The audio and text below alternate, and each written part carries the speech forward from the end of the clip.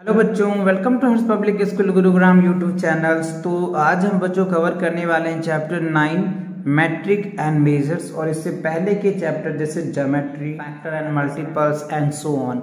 अगर इन चैप्टरों का भी सैम्पल पेपर आपने नहीं देखा है बच्चों, तो वो सब सैम्पल पेपर के भी वीडियोस देखो, जिससे कि आपको बच्चों क्या होगा, इस चैप्टर इस मैथ्स के जो है क्लास 4th के मैथ के एक सीरीज समझ में आ जाएगा और अच्छे से आप समझ पाओगे कि किस चैप्टर से कैसे क्वेश्चन पूछे जाते हैं। So today we will cover now chapter 9 metric and measures. It's important for you, okay. So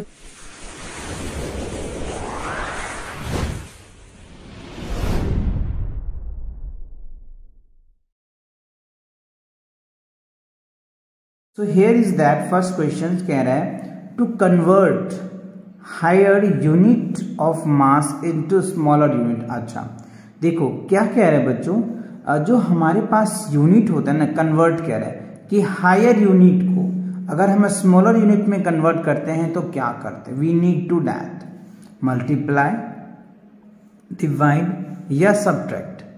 I hope you will understood it that questions कि जब बड़े यूनिट से छोटे यूनिट में जाते हैं तो क्या करते हैं। अगर आपको पता है तो you will give the comment sections, yes sir, I understand the questions and I also know this answer is questions, so I give that, okay।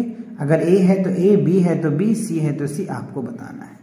चलिए सेकेंड क्वेश्चन में कह रहे हैं कन्वर्ट, वही है smaller unit mass bigger unit, यानी यहाँ पे कह रहा है कि आपको यूनिट कन्वर्ट ही पूछ रहा है। Smaller unit of mass into bigger unit क्या होता है, मल्टीपल होता है, डिवाइड होता है या नॉन ऑफ दिस होता है। तो यस आपको बताने सेम है, वहां पे बच्चों छोटे से बड़े था और यहाँ पे बड़े से छोटे है। आई होप समझ आ रहा है, ठीक है। स्मॉल टू बिग है, अपोजिट हो गया। थर्ड क्वेश्चन में देखिए कह रहे the standard unit of measurement, right. ये बहुत इंपॉर्टेंट क्वेश्चन है बच्चों।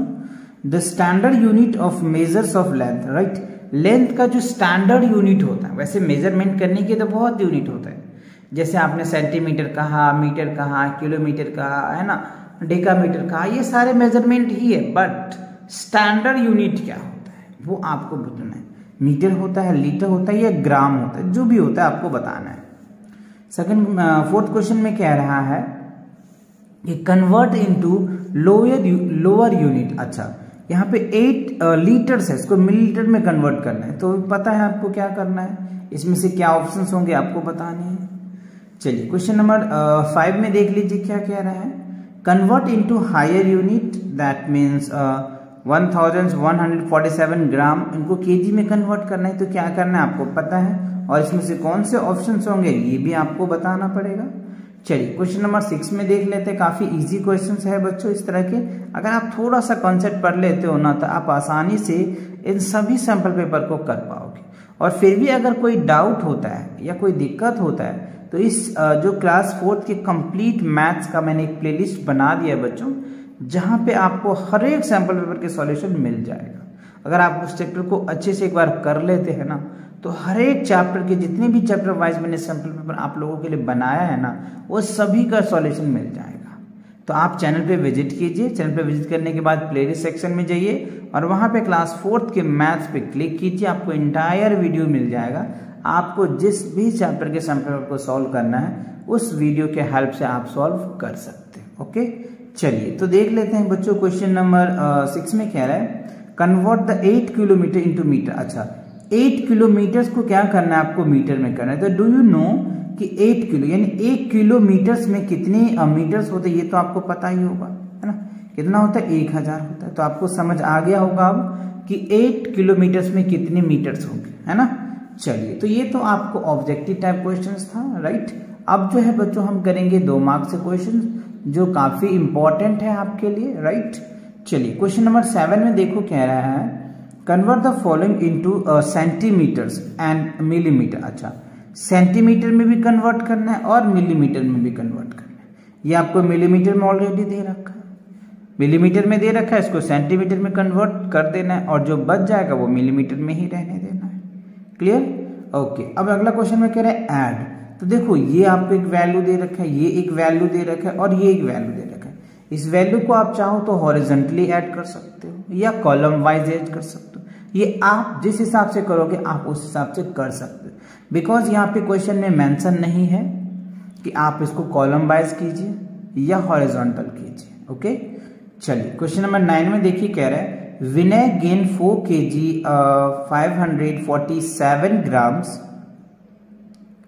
What was his weight? Earlier weight is that as now.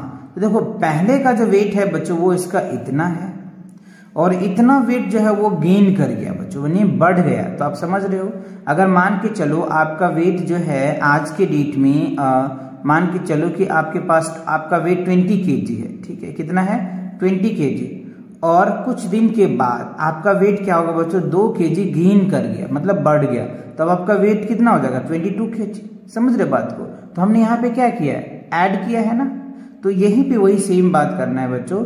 विनय का इतना वेट बढ़ गया, गेन हो गया, और उनका जो एक्चुअल वेट था वो इतना था, तो अब उसका वेट कितना होगा, तो वी नीड टू ऐड करेंगे, आपका रिजल्ट आ जाएगा।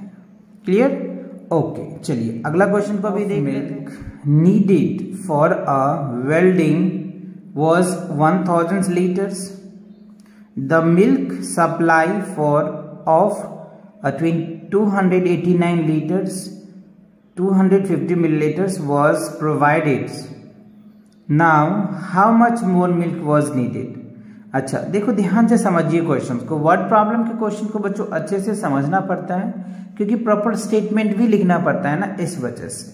So amount of milk needed wedding of that, मतलब कहीं पे शादी हो रहा है बच्चों, तो वहां पे जो मिल्क है वो कितना जरूरत है, 1000 लीटर चाहिए वेडिंग के लिए, शादी के लिए, ठीक है।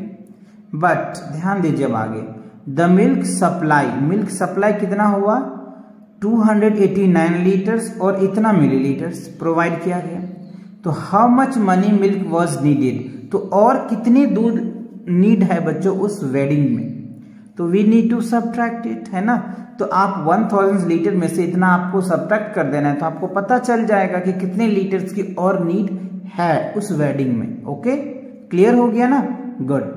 अब देखिए क्वेश्चन नंबर 11 में कह रहा है फाइंड द सम। ये तो ऑलरेडी पूछ रहा है कि सम करना है, तो ये पार्ट अलग है बच्चों, ये पार्ट अलग है और इवन ये पार्ट भी अलग है। तो इस तीनों पार्ट को या तो आप हॉरिजॉन्टली ऐड कर लो या कॉलम में ऐड कर लो, जैसे आपको ऐड आता है अच्छे से आप उस फॉर्म में कर लो, क्योंकि यहाँ पे मेंशन नहीं किया है। क्लियर? चलिए क्वेश्चन नंबर 12 में देख लेते हैं कि क्या कह रहा है आपको। The weight of a sack of potatoes is इतना। अच्छा, एक पोटैटो का सेक है बच्चों जिसका वेट जो है वो आपको दिया हुआ है कितना 56 kg, ठीक है। Out of which 28 kg and 750 grams of potatoes were taken out. अच्छा, इसमें से 56 kg में से बच्चों इतना kg जो है वो बाहर निकल गया, यानी हट गया। So how much weight is potato in the sack of now. तो अच्छा, अब उसका कितना होगा, सेम बच्चों यहाँ पे भी we need to subtract it, because ये क्वेश्चन में ये कह रहा है कि 56 kg तो था, 56 kg है और 28 kg 750 ग्राम वो बाहर निकल गए, तो कितना बचा, समझ रहे हो आप। क्लियर? ओके, चलिए क्वेश्चन नंबर 13 में देखते हैं कि क्या है। For the school race Anil ran 1 kilometers 250 meters and इतना सेंटीमीटर, ठीक है। अच्छा, कह रहे कि स्कूल का रेस हुआ था बच्चों जिसमें अनिल नाम का कोई लड़का था जिन्होंने रन किया 1 किलोमीटर 250 मीटर इतना सेंटीमीटर, और अंजू रन किया था बच्चों इतना 2 किलोमीटर 325 एंड अमर जो है इतना किया। तो how much distance did he cover in all together. अच्छा, तीनों का डिस्टेंस को ऐड कर देना, सिंपल सी बात है। अनिल जितना किया बच्चों उसको आपको ले लेना है, फिर अंजू जितना किया उसको आप ले लेना है, और फिर जो अमर किया है उनका, तीनों का जो डिस्टेंस है ना, तीनों का डिस्टेंस को कॉलम में ऐड कर दीजिए, राइट, बहुत आसानी से, और वही आपके आंसर्स हो जाएंगे। थोड़ा सा आपको स्टेटमेंट बड़ा है तो आपको लग रहा होगा कि सर बहुत बड़ा क्वेश्चन है, ऐसा नहीं है बच्चों, बहुत इजी क्वेश्चन है। आपको एडिशन या सब्ट्रैक्शन टाइप के क्वेश्चन दे रखे हैं। चलिए क्वेश्चन नंबर 14 में देखते हैं। Nisha purchased 450 litres and 200 millilitres of juice and Jessica purchase इतना लीटर्स एंड इतना millilitre of juice. Who purchase more and how much. अच्छा देखो कह रहे कि निशा ने 450 लीटर्स एंड इतना मिलीलीटर जो है वो जूस परचेज किया, ठीक है। और जसिका ने कितना किया बच्चों, 600। तो देखो ये 400 किया और ये 600, समझ में आ रहा है, 450 से जो 16, तो जसिका ने ज्यादा परचेज किया, समझ रहे हो। तो एक आंसर तो हो गया, जसिका ने ज्यादा किया। अब कह रहा है कौन मोर, तो ये आ गया। अब कह रहे हाउ मच, तो हाउ मच क्या होगा, हायर माइनस लोअर कर देना। तो जसिका जितना परचेज किया है उसमें से आपको क्या करना है बच्चों, निशा का माइनस कर देना है, तो आपका रिजल्ट आ जाएगा।